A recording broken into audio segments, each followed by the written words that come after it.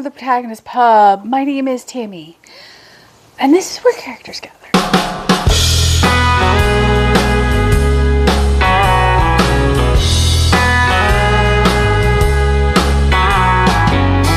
And today, as you know from the thumbnail, I am going to talk about all of the books only on my shelves that are centered around the years just preceding and following the glory that was the American Revolution. It is difficult to find a book, for some reason, set in this period. Most are set after it. The vast majority of American fiction, historical fiction in particular, is set in the Civil War time frame. Revolutionary War, we tend to almost treat as sacrosanct. I do have a couple of nonfiction recommendations too. I know there is a Red, White, and June readathon for June. I know a lot of us in the community are reading Red, White, and Blue for July. And so I thought I would toss out some revolutionary era.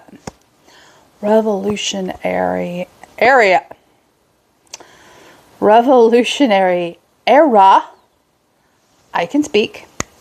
Book recommendations. Some of these will be appearing on Piles of Possibilities in the upcoming months. I'm not going to tell you what, but you won't be surprised when some of these make a new appearance. Some of these I have read, some of them I have not.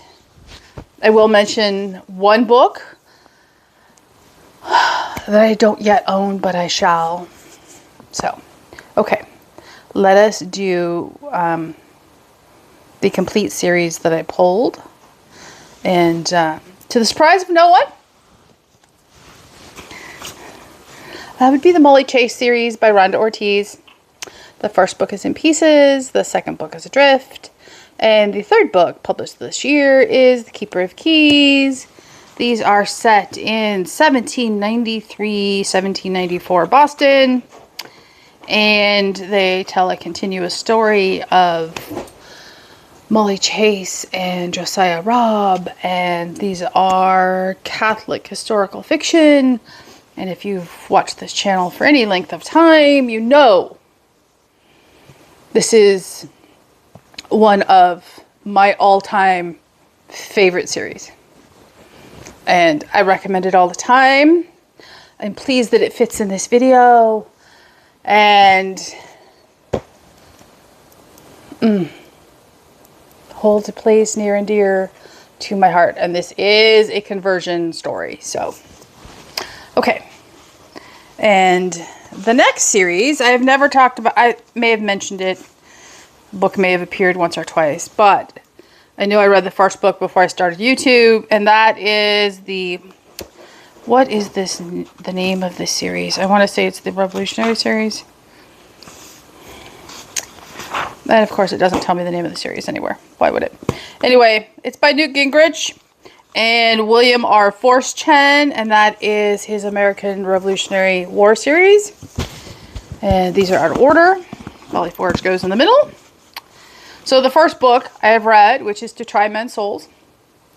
And this one, they all deal with everyday people. You meet Revolutionary War people you will recognize in the course of the story, but they are not focused on, let's say, George Washington or Benedict Arnold. They are instead focused on the plight of the common man. And this one is the story of Private Jonathan Van Dorn.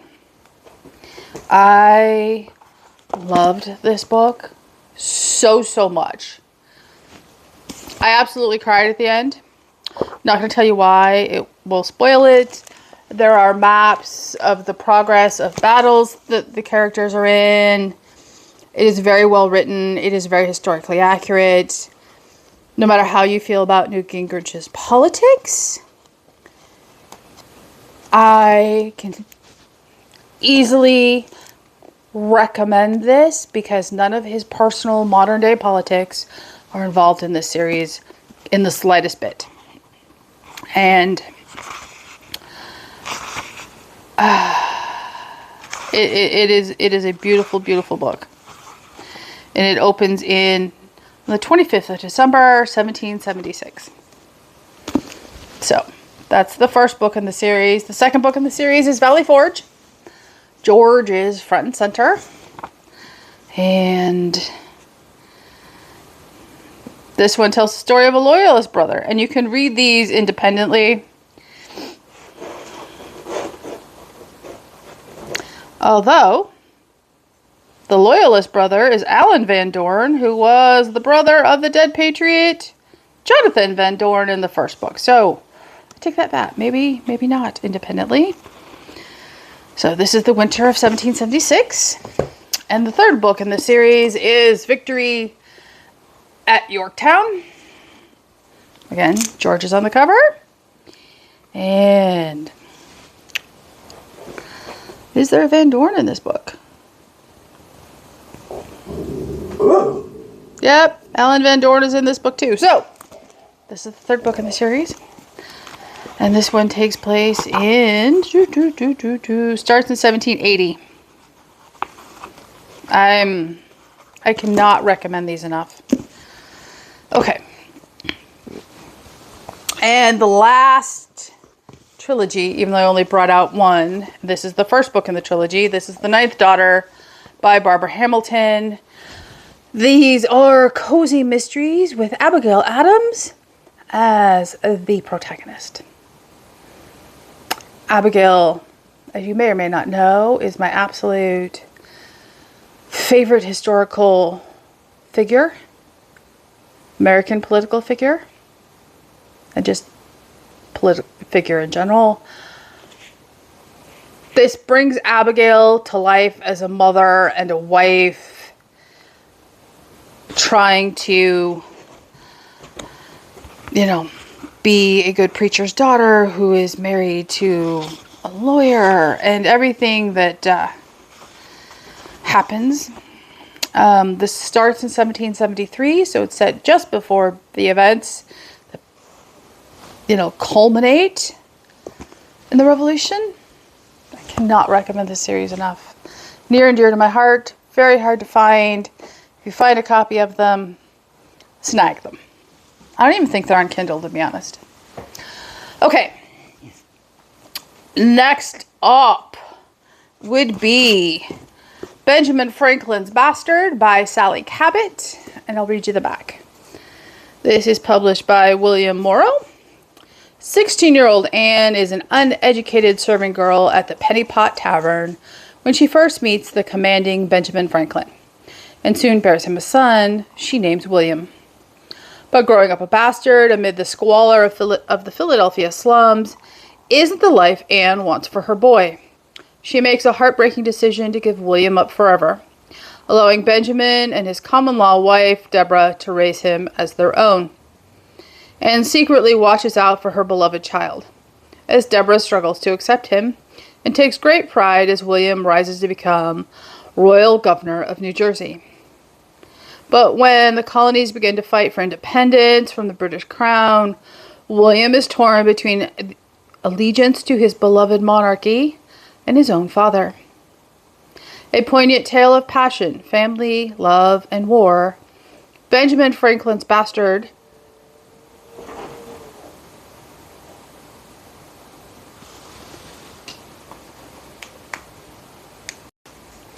Benjamin Franklin's Bastard skillfully draws together a remarkable cast of real characters to vividly recreate one of the most thrilling periods of history, the birth of the American nation. So it's been on my shelves for a while. I need to sit down and read it.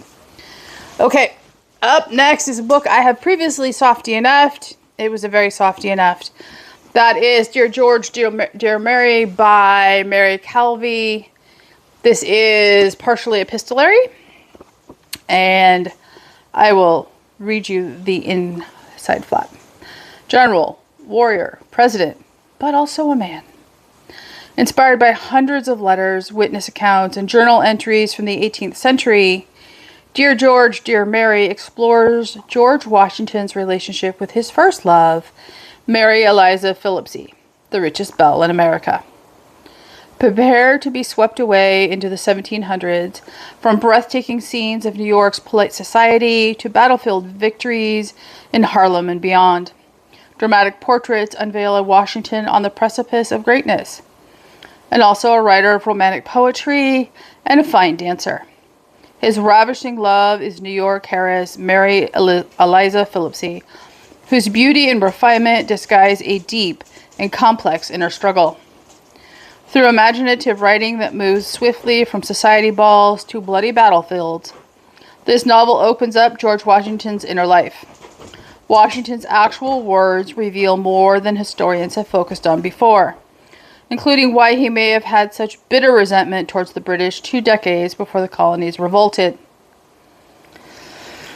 Mary Calvi's story is both sweeping and intimate, as it asks, did unrequited love spark a flame that ignited a cause that became the American Revolution? That is a very interesting premise. So, I'm here for it. Okay. Up next would be To Crown with Liberty by Karen Uello. This one is set in 1795, and I'll read you the back. This is Catholic fiction, by the way. New Orleans, 1795. In the wake of the French Revolution's reign of terror, Alex de Morainville Carpentier, a former lady-in-waiting to Marie Antoinette, now married to her gardener, seeks peace and security in the Spanish colony of Louisiana. But her journey into the man-eating swamp called Attakapas reopens the wounds of her old life in France. Alex is forced to reckon with the choices that saved her life at the cost of her honor and perhaps her soul. In revolutionary France, the old world is dying. The quest for liberty, fraternity, and equality has become a nightmare where the price of dissent is blood. In the wilderness of Spanish Louisiana, a new civilization is beginning to emerge. But in this budding new world, the slave trade perpetuates the system of oppression that sparked the revolution. Caught between old and new, scarred by trauma and grief, will Alex ever find a home where she can truly be free? So it says, To Crown with Liberty is a historical novel based on the riveting legends from George Washington Cable's Strange True Stories of Louisiana, written in 1888. So, I love the cover, and I am very much looking forward to this one. Okay, and last up for the fiction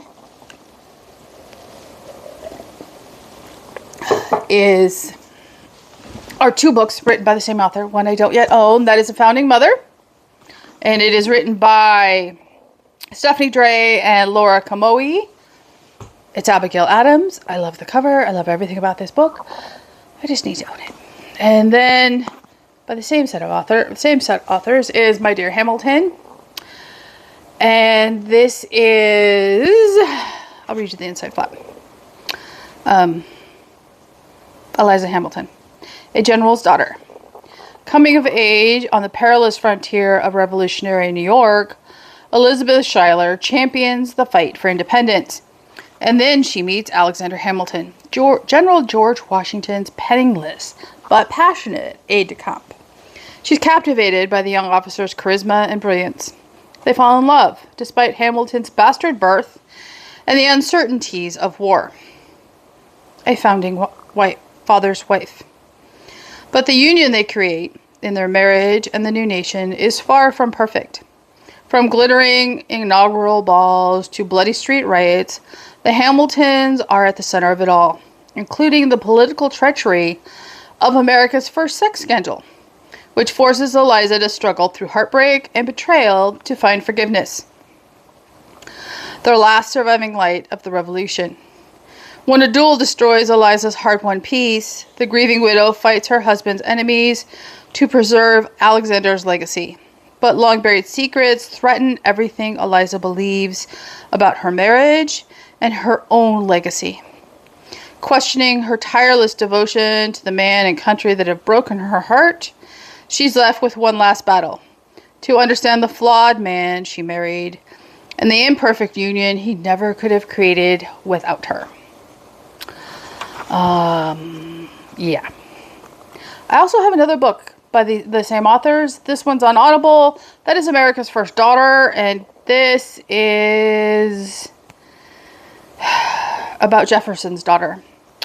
I thought I had a hard copy of it, but I can't seem to find it this morning, so I do know I have it on Audible, so I need to read all three of those. Okay, next up, nonfiction. Okay, now for the nonfiction. This isn't going to be a surprise to anyone.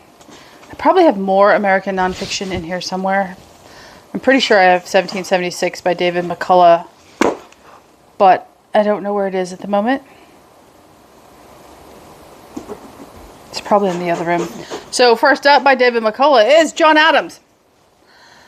It's a nice big chunky child. There is a miniseries based on this book. I highly, highly recommend the miniseries. Miniseries is brilliant. This is 651 pages without the notes. The edges are deckled. They're brilliant. I have no doubt that this is brilliant. I might start it in June. Maybe.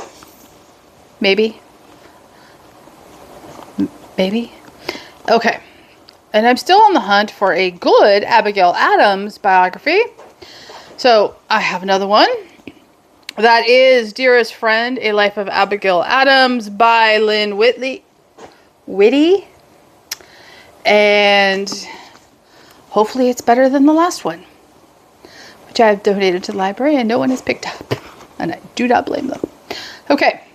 Dearest Friend is the biography of Abigail Adams, the unschooled minister's daughter who became the most influential woman in Revolutionary America.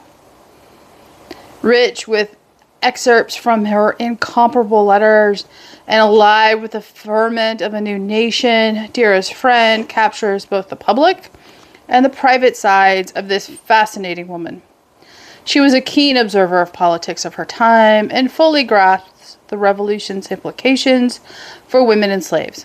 She was an advocate of black emancipation and urged her husband to remember the ladies as he framed the laws of their new country.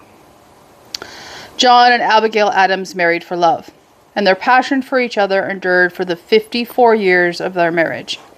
They lived apart for more than a decade while John traveled in America and abroad to help begin the new country. Abigail remained at home for most of that time, writing letters to her dearest friend, raising 4 children, managing a farm and the family finances, and keeping John informed of the political mood at home. The book chronicles their remarkable marriage, her blossoming feminism, her battles with the loneliness of separation, and her friendships with Thomas Jefferson, James Madison, and other giants of her time. Intelligent, resourceful, and outspoken, Abigail Adams lived an uncommon life for a woman of her time. First published in 1988. So it's going to be nonsense-free. I apparently paid $3.50 for this book. As you can see right there. I am looking forward to this. I'm not going to lie. With the exclusion of notes and you know, quotations, it is 317 pages, which seems very brief for such an amazing life. So, I'm hopeful. I'm hopeful. Okay. That is the American Revolutionary fiction and a couple of non-fictions that I highly recommend and deeply love. So, there you go. If you've read any of these, let me know. If you have other recommendations, please, about Revolutionary America, please share them in the comments down below so that I can put them on my list and others can source them. I know I have some on my Kindle, but I just wanted to do the ones I had physically. So there you go. Okay. Please leave a comment down below, like and subscribe, and I will see you here next time at the Protagonist Pub.